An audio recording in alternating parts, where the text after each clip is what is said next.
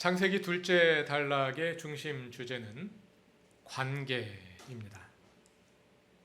사람을 중심으로 생각해 보자면 사람과 땅이 맺는 관계, 사람이 하나님과 맺는 관계, 그리고 사람이 다른 사람과 맺는 관계가 둘째 단락의 주제입니다. 그 가운데 첫 부분, 그러니까 지난 3주 동안 함께 읽은 2장 4절부터 15절까지의 초점은 사람과 땅의 관계입니다. 사람은 땅의 흙으로 만들어진 존재이고 땅은 사람의 경작을 필요로 하는 존재입니다.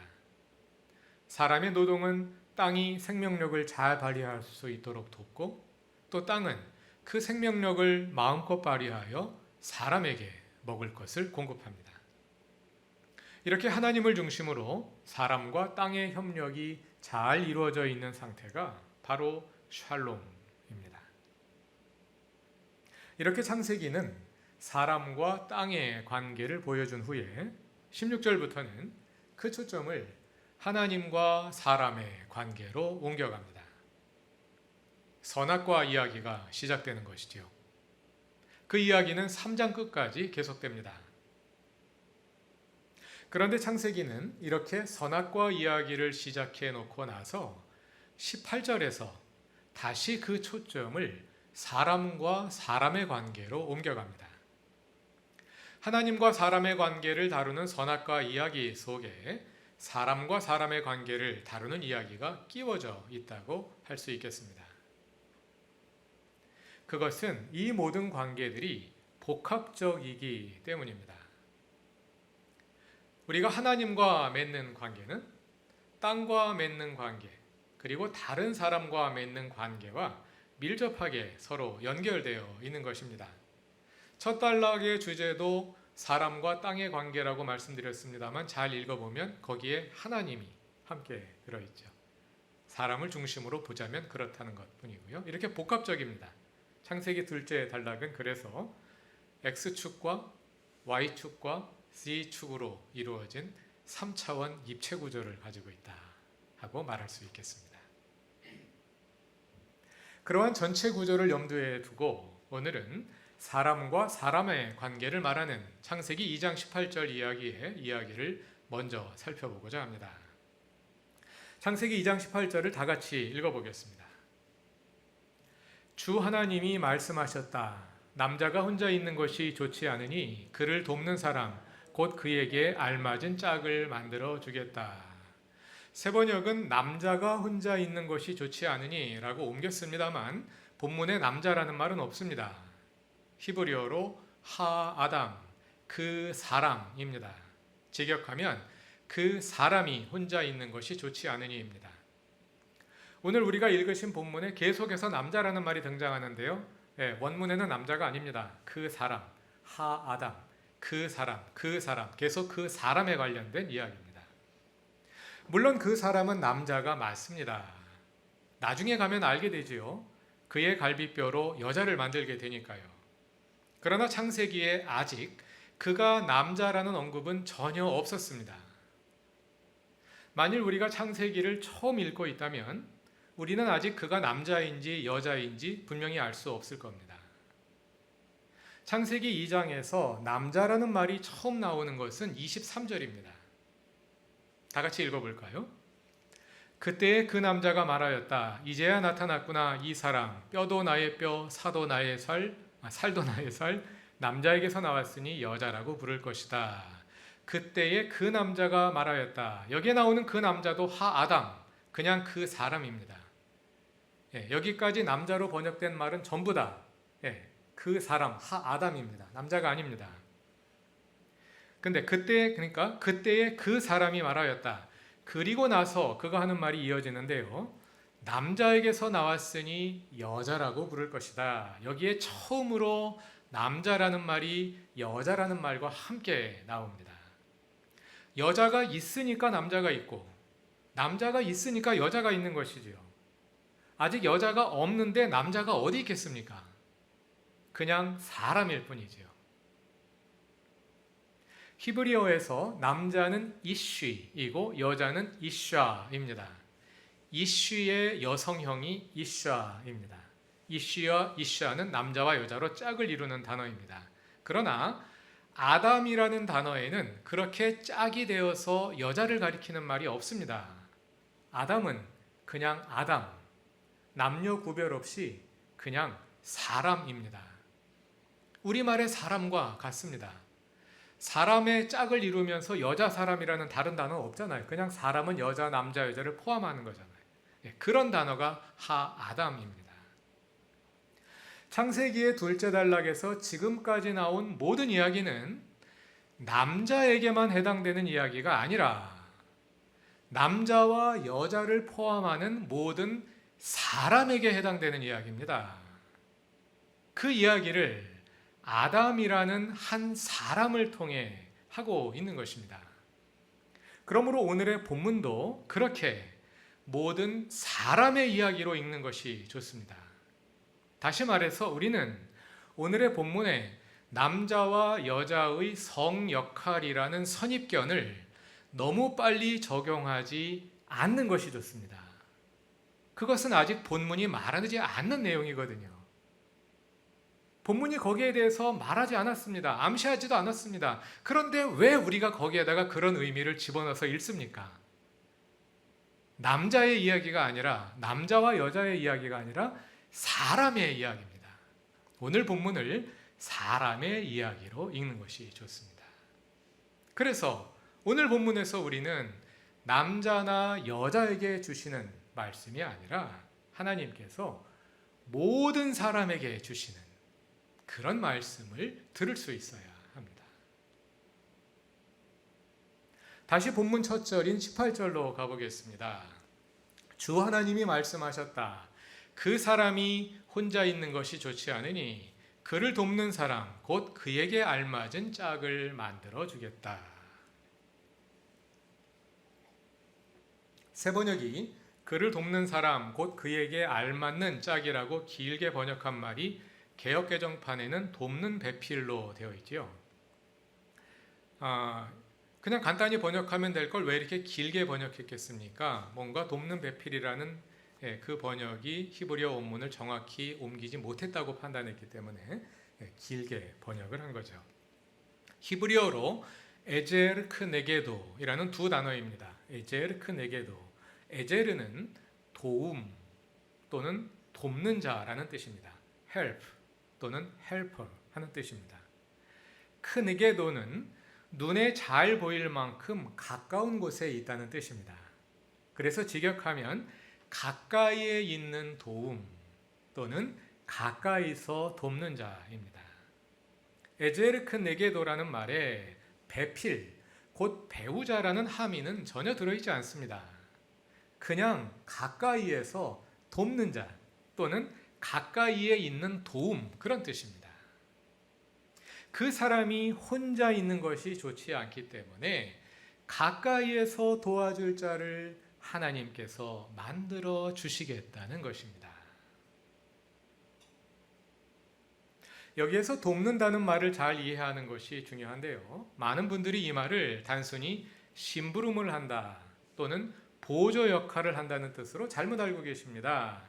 그래서 돕는 자를 열등한 존재로 오해합니다. 여기서 돕는 자로 번역된 명사 에제르와 동사 아자르의 용례를 히브리어의 성경에서 찾아보면 아주 많은 경우에 도움의 주체가 하나님이십니다. 내가 산을 향하여 눈을 들리라. 나의 도움이 어디서 올꼬? 나의 도움은 천지를 지으신 여호와에게서로다. 그는 너를 돕는 방패시요 내 영광의 칼이시로다.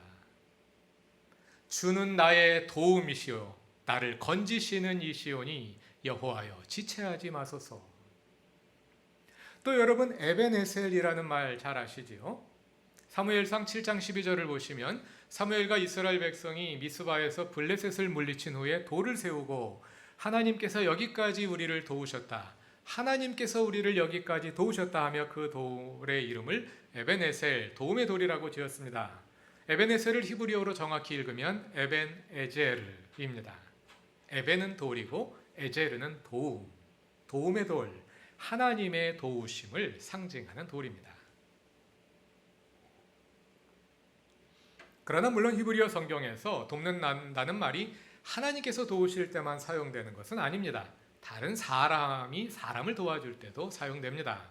따라서 이 말을 사람 사이의 어떤 우열 관계를 의미하는 것으로 이해할 수는 없습니다. 사실 오늘 본문에서 에제르라는 말은 도와주는 사람이 누구이냐 보다는 도움을 받는 사람이 어떤 상태에 있는지를 잘 보여주는 말입니다. 그것은 사람은 누군가의 도움이 없이는 정상적으로 생존할 수 없는 존재라는 뜻입니다. 여러분 가운데 다른 사람의 도움 없이 여기까지 오신 분 있으십니까? 태어나자마자 스스로 먹을 것을 구하고 1살 때 나가 일해서 집 사고 옷 사고 2살 때 독학으로 한글을 깨우치셨나요? 사람은 다른 사람의 도움 없이는 사람이 될 수 없고 사람답게 살 수도 없는 존재입니다.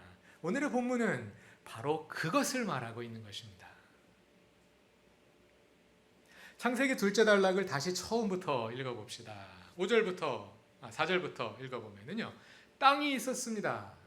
그러나 땅은 하나님의 도우심과 사람의 협력 없이는 그 생명력을 발휘할 수 없었습니다. 그래서 하나님께서 땅의 흙으로 사람을 지으시고 땅을 경작하게 하셨습니다. 이렇게 땅과 사람은 처음부터 공생하도록 창조되었습니다. 다음은 사람입니다. 사람이 있었습니다. 그런데 사람은 다른 이의 도움 없이는 살 수 없는 존재였습니다. 그래서 하나님은 그 사람의 갈비뼈로 다른 사람을 지으셨습니다. 그리고 다른 사람으로 하여금 그 사람을 돕게 하셨습니다. 이렇게 사람은 처음부터 서로 도우며 살도록 창조되었습니다. 하나님께서 아담의 갈비뼈로 하와를 지으셨다는 것은 하와가 아담에게 종속되어 있음을 의미하지 않습니다. 하나님께서 땅의 흙으로 사람을 빚으셨으므로 사람이 땅에 종속된 것은 아니지요. 그와 마찬가지로 하와가 아담의 갈비뼈로 창조되었다는 것은 종속관계를 말하는 것이 아닙니다. 그것은 종속관계가 아니라 친밀한 상호 협력 관계입니다. 땅의 흙으로 사람이 빚어지고 사람이 땅을 경작함으로 서로 협력하듯이 한 사람의 갈비뼈로 다른 사람이 지어지고 그 사람이 이 사람을 도움으로써 서로 협력하는 것입니다. 그런데 가까이서 돕는 자의 창조와 관련하여 창세기는 재미있는 사실 한 가지를 함께 전해줍니다. 오늘의 본문을 자세히 읽어보면요, 하나님께서 사람을 가까이서 돕는 자를 만드시는 이야기 속에 19절과 20절에 동물들을 만드시는 이야기가 들어가 있습니다. 그러고 보면 창세기 2장 전체가 재미있는 구조로 이루어져 있지요. 하나님과 사람의 관계를 다루는 선악과 이야기 속에 사람과 사람의 관계를 다루는 이야기가 들어있고 다시 그 이야기 속에 동물을 창조하시는 이야기가 샌드위치 되어 있습니다. 창세기는 이러한 샌드위치 구조를 통해서 하나님과 사람과 자연을 서로 밀접하고 친밀한 관계로 그려내고 있습니다. 본문 18절부터 20절까지 좀 깁니다만 천천히 다 같이 읽어보겠습니다. 18, 19, 20절입니다. 주 하나님이 말씀하셨다. 남자가 혼자 있는 것이 좋지 않으니 그를 돕는 사람 곧 그에게 알맞은 짝을 만들어 주겠다. 주 하나님이 들의 모든 짐승과 공중의 모든 새를 흙으로 빚어서 만드시고 그 사람에게로 이끌고 오셔서 그 사람이 그것들을 무엇이라고 하는지를 보셨다. 그 사람이 살아있는 동물 하나하나를 이루는 것이 그대로 동물들의 이름이 되었다. 그 사람이 모든 들짐승과 공중의 새와 들의 모든 짐승에게 이름을 붙여주었다. 그러나 그 남자를 돕는 사람 곧 그의 짝이 없었다. 사람이 혼자 있는 것이 좋지 않으니 그의 가까이에서 돕는 자를 만들어 주겠다. 하나님께서 이렇게 말씀하신 다음에 바로 이어서 하신 행동이 무엇입니까?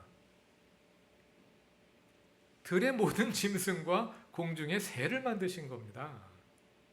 그리고 그 동물들을 사람에게로 이끌고 오셔서 이름을 짓게 하신 겁니다. 그리고 나서 20절이 뭐라고 하나요? 20절을 다시 다 같이 읽어봅시다. 그 사람이 모든 들짐승과 공중의 새와 들의 모든 짐승에게 이름을 붙여주었다. 그러나 그 남자를 돕는 사람 곧 그의 짝이 없었다. 그러나 그 남자를 돕는 사람 곧 그의 짝이 없었다.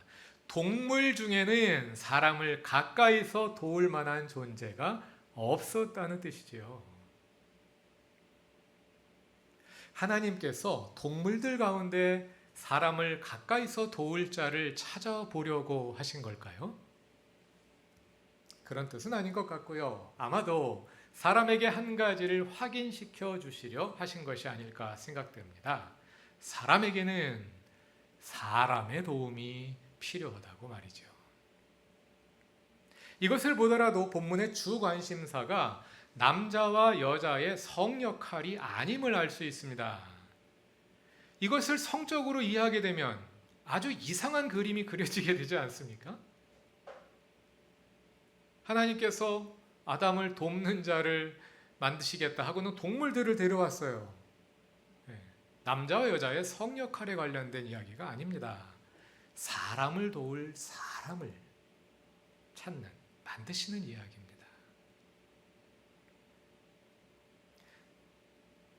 하나님은 여기에서 남자의 성적인 상대가 될 여성을 찾으시는 것이 아니라 사람의 부족함을 채워줄 존재, 사람을 가까이서 도울 다른 사람을 찾아주고자 하시는 것입니다.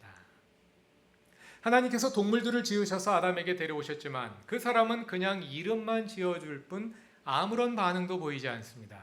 그러나 갈비뼈로 하와를 지어서 데려가니 아담이 어떤 반응을 보이나요? 21절입니다. 이제야 나타났구나 이 사람, 뼈도 나의 뼈, 살도 나의 살. 반응이 확 달라지죠. 이제야 나타났구나. 개역개정파는 이 말을 옮기지 않고 지나갔습니다만 중요한 내용입니다. 수많은 짐승들과 새들이 아담 앞으로 지나갔고 아담이 그 모든 동물의 이름을 다 지어주었지만 그 가운데 아담을 가까이서 도울 만한 존재는 전혀 없었다는 것입니다. 그러다가 하와가 나타나니까 아담이 외칩니다. 이제야 나타났구나.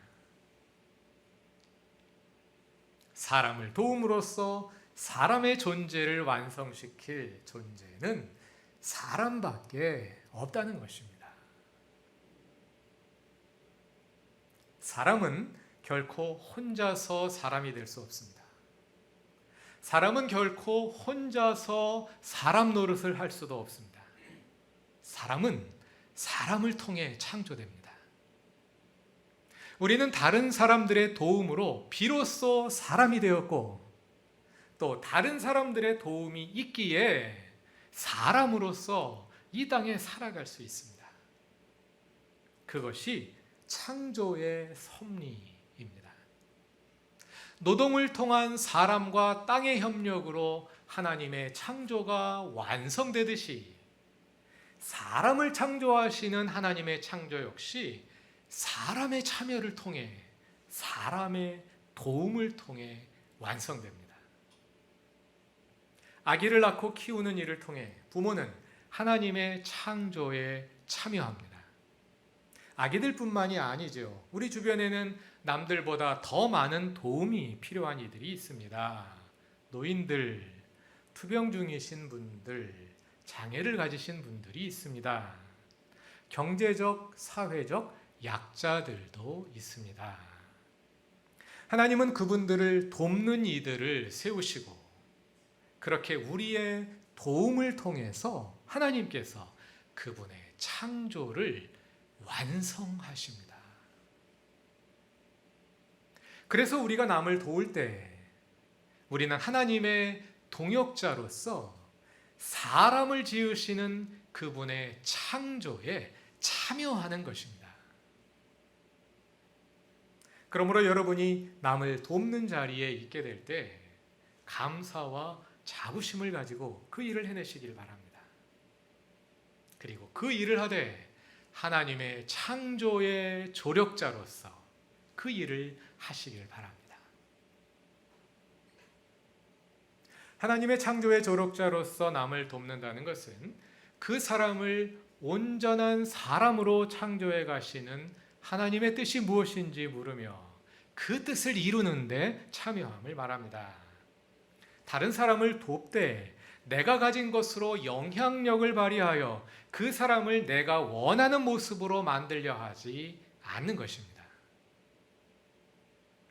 하나님께서 그 사람을 창조하시며 가지신 뜻이 무엇일지, 그리고 하나님께서 나의 도움을 통해 그 사람을 어떻게 온전하게 하실지를 물으며, 그리고 그 온전한 창조를 함께 소망하며 가까이에서 돕는 이가 되는 것입니다.